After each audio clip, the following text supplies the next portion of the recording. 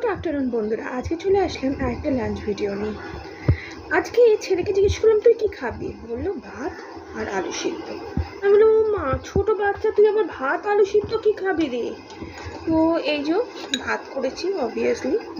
হ্যাঁ হ্যাঁ আমি মানছি, মানে বাঙালিদের হচ্ছে আলু সিদ্ধটা হচ্ছে ন্যাশনাল স্টেট ডিশ বলতে পারে, কিন্তু তবুও আলু সিদ্ধ একটা ছোটো বাচ্চা খাবে, তো সেই জন্য করলাম আজকে ভাত।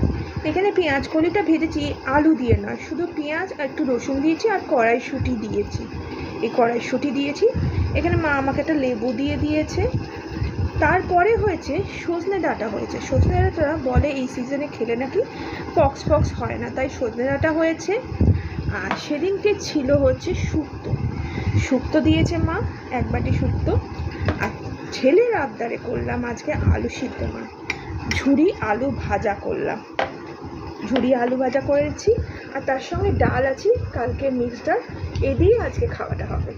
বাই বন্ধুরা।